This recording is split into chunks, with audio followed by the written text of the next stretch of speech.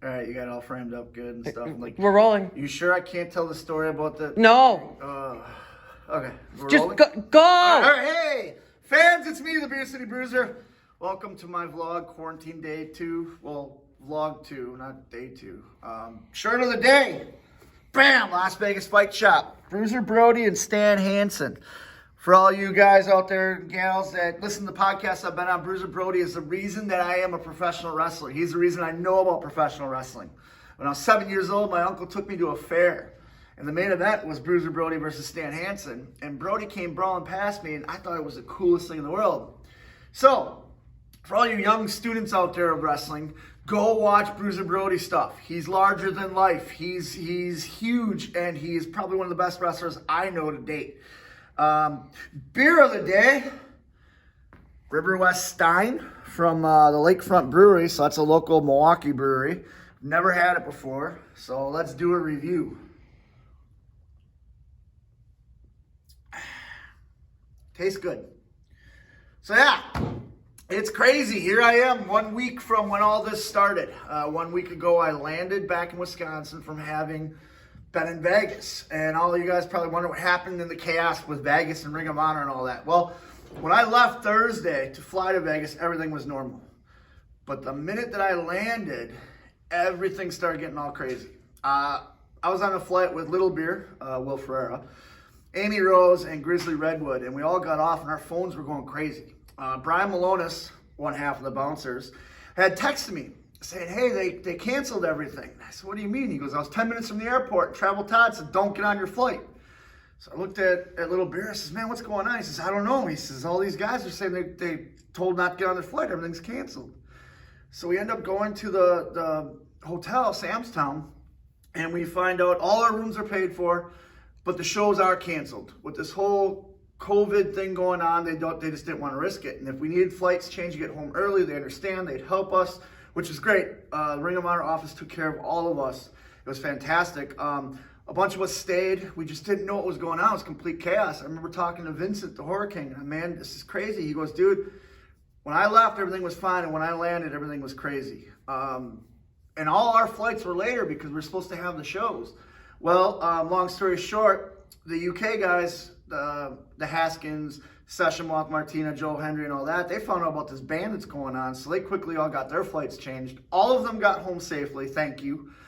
Thank God they all got home safely. Thanks to travel guy Todd for getting them home safely. My nag wife actually changed my flight, so I got home a little bit early. We all got home safe and sound, and now we're all quarantined.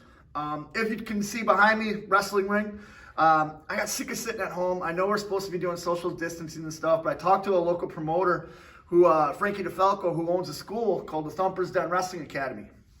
And I said, hey man, I'm going crazy. Can I get the keys to the school, just hit the ropes and all that? He said that was fine, as long as it was just me, maybe one other person. He closed the school down because again, safety and all that. And so I got someone that I trusted, and we're just rolling around in the ring, hitting the ropes, staying in ring shape. 'Cause you got to stay in ring shape. And as of right now, with all the Ring of Honor shows being canceled on May 31st, I don't know when I'm going to be wrestling again. So I want to be in good shape. Let's see, story time. Last time I told you guys about a story about how I got into a fight with a whole town. Well, it took place in Pulaski, Wisconsin. On a Sunday, one local promoter was running. This show happened to take place on a Saturday. This other local promoter was running it, and he had contacted us. Now, we had a falling out with this guy previously in the year, and he had said, contact us out of the blue. It says, I know you guys are on this show on Sunday. Come up Saturday, do a run-in during the main event, cut a promo, promote your next show, and then on my next show, I'll have you guys wrestle the guys in the main event. We thought it was a brilliant idea, like old school NWO stuff, you know. The only people I knew about were me, a guy named Nick Clucci was with me, my nag wife, JP, Brandon Blaze, Steve Sadist, Stacy Shadows. Shout out to my girl, Stacy Shadows. And then my student, Sean Priest, who was actually wrestling on that show. So he was the only one in the locker room that knew about it. Nobody else in their locker room knew about it, not even the guys in the main event. Well, as the show keeps going on, the booker of the show noticed that we were in the crowd and was going to call the police. So the promoter came over and says, hey, can one of you guys go talk to the guys in the main event? So Clucci's like, I'll handle that. He went, talked to them. everything was good. Now, our instructions were show up, tickets will be left for us, case of beer left for us, sit in the front row, get drunk, have a good time, main event, run it. So there's a biker gang around us, and they're all razzing the wrestlers, and we're getting into it too. So time comes, we slide in, start working over the guys in the main event like we're told to do. Next thing you know, the locker room comes spilling out. I guess the guys in the locker room had no clue. My student was in the front, Sean Priest sitting there trying to hold him back. They just go past him, pulling weapons out from underneath the rings. I guess there was a hardcore match earlier. Kendo sticks, chairs, trash cans, all this. And as they're starting to slide in to get us, we're trying to tell them, no, it's, to work. The promoter told us, don't do it. And we're fighting for our lives.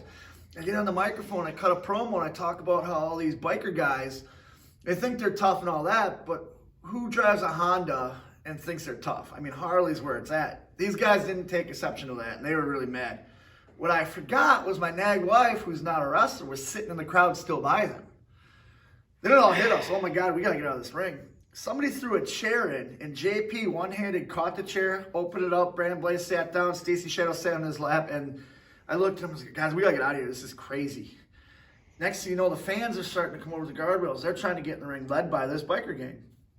So we end up trying to say something about how if you touch us or whatever, the local police, somehow we get out of there, and we end up forming a line, and we're walking out. And it's funny because the biker gang really wants to beat us up, but they were told they couldn't touch us. So we're walking out, and we're still trying to get heat with them and stuff like that. The girl steps up, she sits in my face, so I grab her sunglasses and I break her sunglasses. She goes to throw a beer at me. I duck, hits the nag wife. So now there's real heat there because the nag wife's now mad at me. We end up running, and it's funny because as we're running, you ever see the movie where like the town's following the people? That happened to us. Brandon Blaze tells us to duck into this bar, so we duck into the bar, and literally you can hear the record scratch. It was polka music. And as we turn to look, it's a bunch of old people, and they're all playing like bridge or sheepshead or something like that. And they all turn and look at us. And without skipping a beat, Blaze goes back door, bartender points, we run out the back door. Get to the car, start calming down, and all of us can't believe it. Well, then we realized we had left Sean back with everybody else, so we had to go back and get him. We went back, ended up smoothing it out with the locker room, and then having a really good time after that. So yeah, that's my story of how we got into a fight with the whole town. Quarantine, going pretty crazy. If you guys would help me out, I have my Care Beer Drinking Bears That Care t-shirts for sale. I got, they're $20. I got autographed 8x10s by me, and I talked to Brian Malonis, who was kind enough to sign some pictures, send them to me. So if you want, you can get a bouncer's autograph picture for $15. Signed by both of us. Really rare unless you have us both in the same town because he lives in New Hampshire and I'm here in Milwaukee. I'm still trying to figure out video software so we both can talk. Go check out Ring of Honor Wrestling, ROHWrestling.com. You can go in the shop, buy my stuff there. But they also, for Honor Club members, uploaded all the backlog for all their back matches and stuff. So you can go to the Death Before Dishonor where Vincent, the Horror King, threw darts at my back. Crazy insane. Reach out to me on social media, hashtag AskBCB on Twitter, at BCB Winchester. Facebook, The Beer City Bruiser. Instagram, I'm at Beer City Bruiser. I'm at ProWrestlingTees.com/Beer City Bruiser. I know they're shut down right now till April 7th, but still go and help them out too, because they do a lot of wrestler t-shirts. And I got my brand new one with my cat wearing sunglasses next to the keg. It's the beer cat. Pretty cool. So yeah, I'll check you guys out tomorrow, and keep on drinking and be safe.